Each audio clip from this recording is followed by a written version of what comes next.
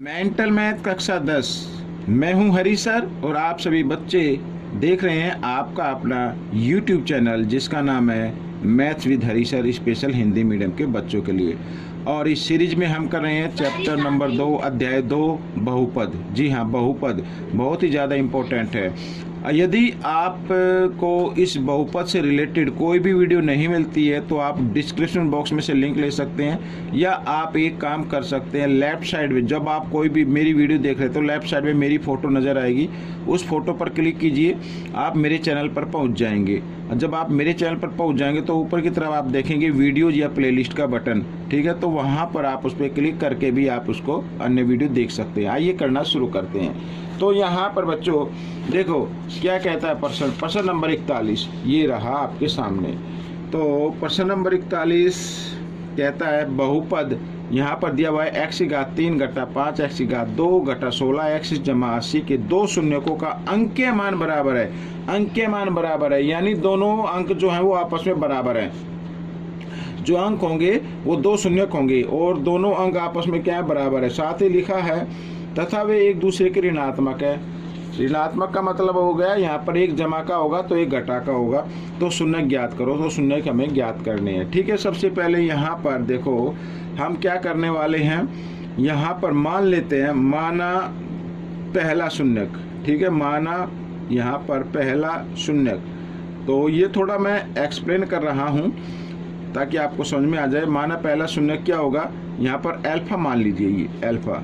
तो दूसरा शून्यक क्या होगा, दूसरा शून्यक हो गया घटा अल्फा। इस तरीके से ये बराबर है और एक दूसरे की क्या हो गई, ऋणात्मक भी हो गई। और तीसरा शून्यक हम यहाँ पर मान लेते हैं बच्चों, गामा को मान लेते हैं, ठीक है, तीसरा शून्यक। तो तीसरा शून्यक ये हो गया गामा, ठीक है। अब सबसे पहले हमें क्या करना, शून्यकों का योगफल निकालना है। तो शून्यकों का योगफल क्या होता है, यहाँ पर मैं लिख लेता हूँ, थोड़ा शॉर्ट में बताऊंगा। शून्यकों का योगफल होता है घटा b बाई a होता है। समझ में आ गया। शून्यकों का योगफल का मतलब पहला शून्यक, ये योगफल में देखो यहाँ पर जमा लगाऊंगा तो दूसरा शून्यक आएगा घटा, तो घटा जमा क्या हो जाता है, घटा हो जाता है, इसलिए मैं घटा लगा देता हूँ यहाँ पर सीधा। और जमा तीसरा शून्यक, ये इस तरीके से, ठीक है। इनका योगफल क्या है, घटा b बाई ए। और b क्या है यहाँ पर, ये देखो, ये a, ये b, c, d, इस तरीके से। तो घटा 5 है तो घटा 5 लगा देते हैं इधर इस तरीके से।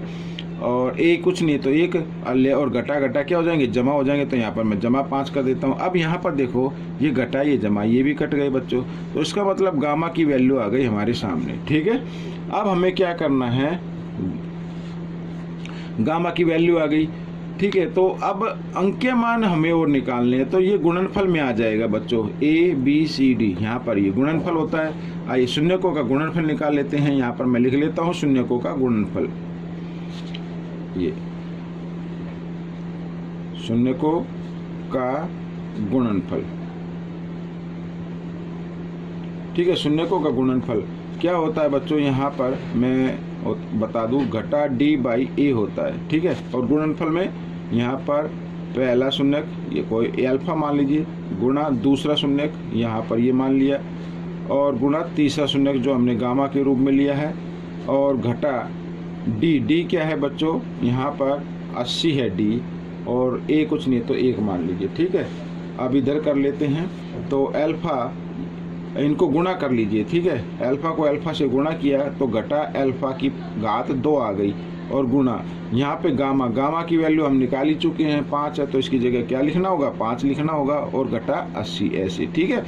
अब 5 इधर गुणा में इधर आकर ये भाग में आ जाएगा, तो इधर हम लिखेंगे अल्फा, घटा अल्फा की घात 2 और घटा 80/5। जब 80 को 5 से भाग करेंगे तो आ जाएगा 16, घटा 16 आ गया। घटा से घटा का निशान को आप काट सकते हैं। अब अल्फा का मान आप निकाल लीजिए। तो अल्फा का जब हम मान निकालेंगे, इधर घात 2 है तो बराबर के हिसाब से जब इधर लेके आएंगे तो ये वर्गमूल में बदल जाएगा, 16 इसके सामने लिखेंगे, वर्गमूल 16 हो जाएगा ये, और यहाँ पर जमा घटा का निशान आप लगा लेंगे, ठीक है। अब अल्फा का मान हम निकाल लेते हैं। देखो 16 का वर्गमूल क्या होता है, 4 होता है। तो एक जमा का 4 होगा और एक घटा का 4 होगा, इस तरीके से। ठीक है, तो ये आपका उत्तर आ गया है।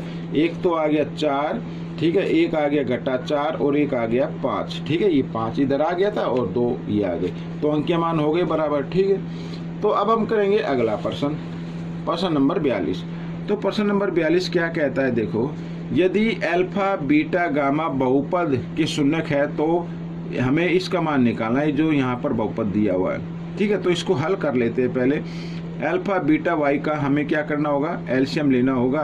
तो अल्फा बीटा यानी गुणनफल के रूप में आ जाएगा इस तरीके से। ठीक है, आ गया।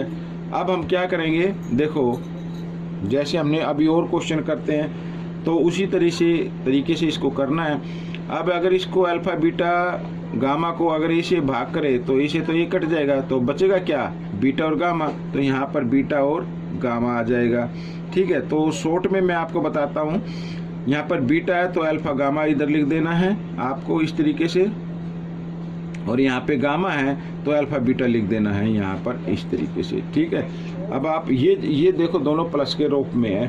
अब ये वाला आगे लिखा जा सकता है, इसको पीछे लिख सकते हो, कोई फर्क नहीं पड़ता। यूं का यूं रहना देना तो यूं का यूं रहने देना।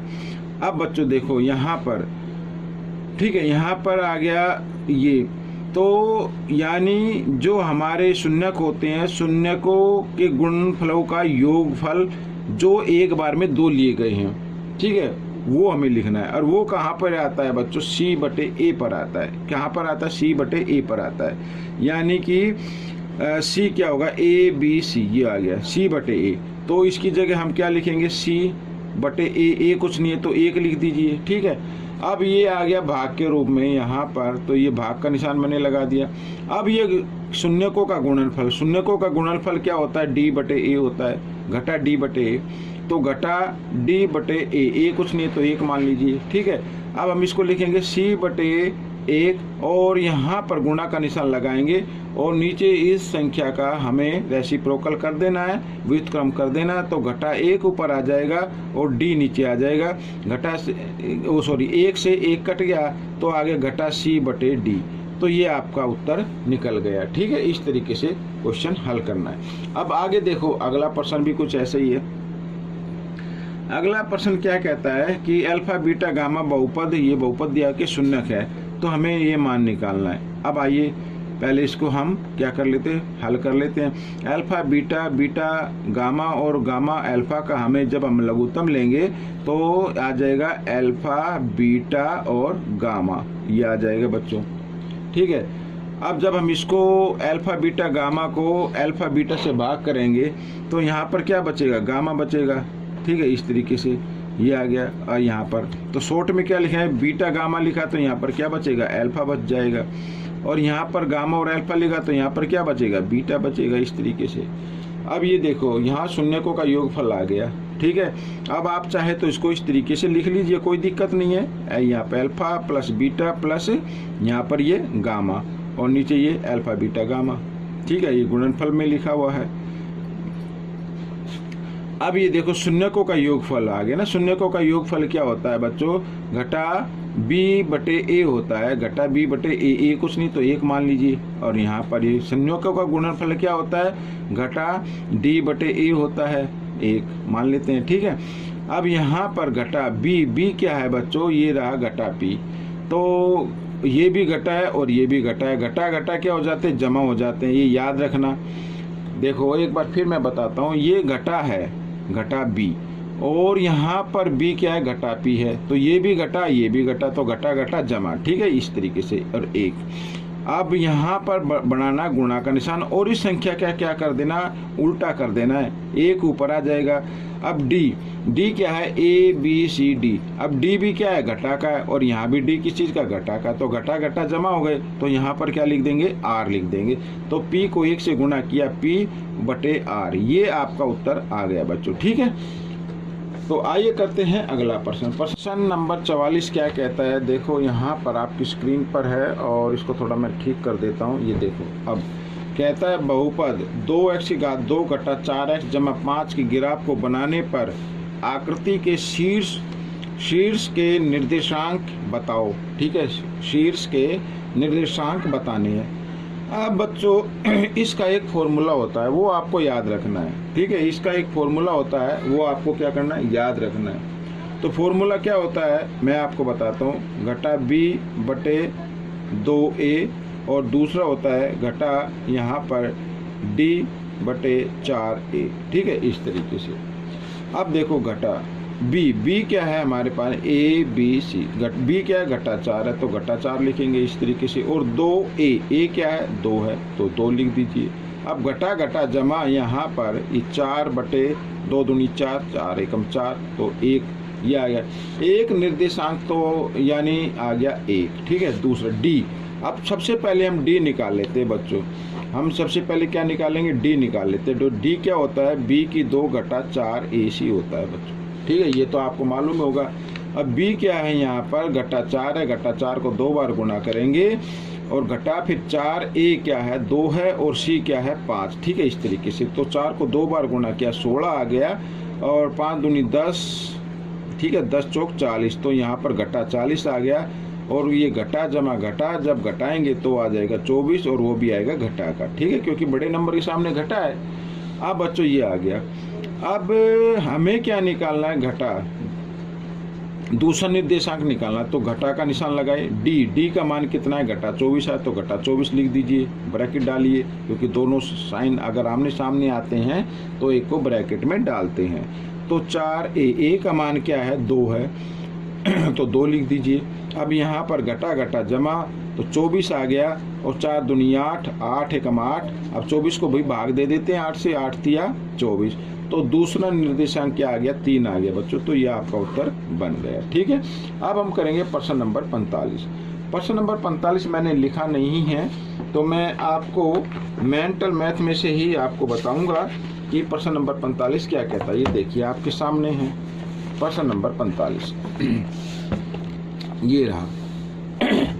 यहाँ पर कहा दिए गए आलेख में बहुपद की घात बताओ। ठीक है, ये एक बहुपद दिखाई दे रहा है आपके सामने। ये वाला जो ग्राफ है ये बहुपद का है और इसकी हमें क्या बतानी, घात बतानी कि घात कितनी होगी। घात बच्चों वही होती है जो सबसे बड़ी घात होती है। ठीक है, अब सबसे पहले मैं आपको एक चीज़ बताना चाहता हूँ। देखो, अगर हमारे ये हम ग्राफ इस तरीके से बनाते हैं, ये x होता है, x घटा का, ये y और ये y घटा का। ठीक है, अगर द्विघात बहुपद है, द्विघात बहुपद का मतलब जिस बहुपद की घात 2 है, जैसे ये रहा इधर। ठीक है, ये घात 2 है ना, तो इस तरीके का अगर कोई भी बहुपद है तो उसका जो ग्राफ बनेगा या तो वो ऐसे बनेगा, ठीक है, या फिर वो इस तरीके से बनेगा ऐसे। ये याद रखना, द्विघात बहुपद का ग्राफ हमेशा इस तरीके से बनता है। समझ में आ गया। और अगर यहाँ पर हम जिस बहुपद की घात 2 से अधिक होती है उसका ग्राफ कैसे बनता है मैं आपको बताता हूँ। उसका ग्राफ कुछ इस तरीके से बनेगा, ऐसे इस तरीके से जाएगा। समझ में आ गया। और प्रश्न नंबर 45 कुछ इसी तरीके से है। तो कहने का मतलब ये है कि अगर इस तरीके का कोई ग्राफ दिखाई दे तो उसके बहुपद की घात कितनी होगी, 2 होगी। ठीक है, और अगर इस तरीके का कोई भी ग्राफ दिखाई दे तो उसके बहुपद की घात कितनी होगी, 3 होगी या 3 से अधिक होगी, या 3 या 3 से अधिक होगी। ये याद रखना बस। तो ये आपका उत्तर आ गया। ठीक है बच्चों, तो ये वीडियो भी पूरी हो चुकी है। आपको कैसे लगी मुझे ज़रूर बताएं और इसमें से सीखकर दूसरों को ज़रूर बताना है। मिलेंगे अगले भाग में, तब तक के लिए धन्यवाद।